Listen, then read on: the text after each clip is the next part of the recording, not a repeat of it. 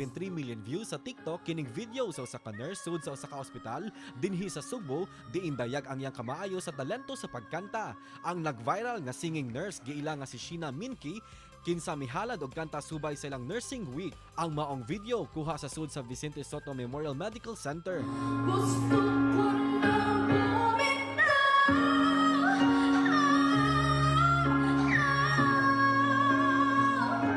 Sa maong video, makitang yano ra kayang giawit ni Sheena ang belting song nga gusto ko nang bumitaw.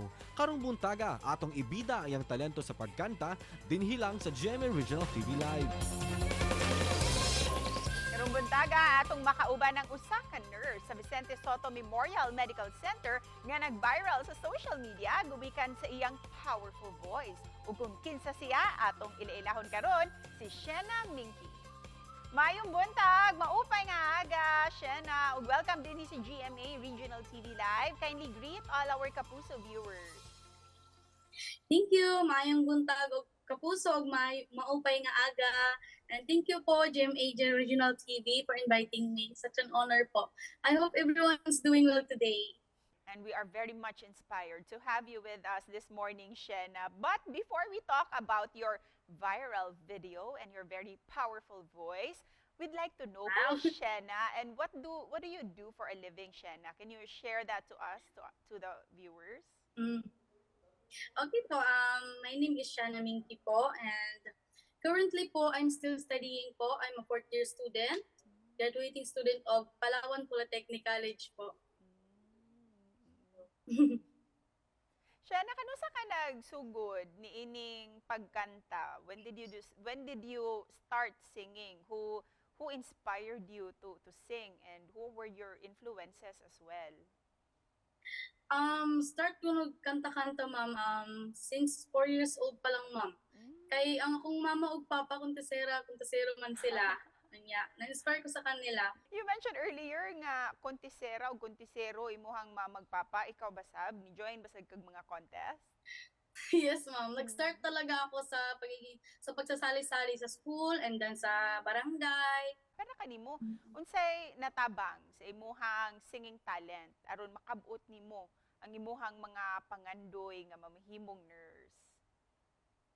Para sa akin po, malaki din po yung tulong ng pagkakanta-kanta ko po sa mga gigs po na nabibigay po sa akin. Kasi po, yung gigs po, nakakatulong siya, yung talent fee po na nakukuha ko po, nakakatulong siya sa school, sa pagbili ng mga material na kailangan ko. Hisgutan ta ang imuhang million views nga video. Unsay istorya ato siya? Na what happened that day? Okay, yung araw na yun po kasi, yun yung first day ng affiliation namin sa Vicente Sotto. Unya, Nurses Week man po to, Okay. Nurses Week celebration. Palabas na po kami nun, pauwi na. So, yung celebration po ay ginanap po sa lobby, kung saan po kami lalabas. So, ang nalaman po ng teacher CI ko po na meron po silang pa-activity na karaoke. Pinakilala po nila ko doon, kaya po pinasample po ako doon. Yun po, yung story. So napasubo jud ay ka. Opo. Oo. Ano yung ni-request nila, Sheena? Yung gusto ko nang bumitaw. Okay. Yes po. Be, pasample tabi live din sa GMA Regional TV Live. Gusto ko nang bumitaw, ngunit ayaw pa ng puso. Gusto ko nang bumitaw, may pag-asa pa siguro. Kalaban ng sarili, sino bang dapat pumili? Sino nga ba, ako ba o ikaw? Gusto ko nang bumitaw.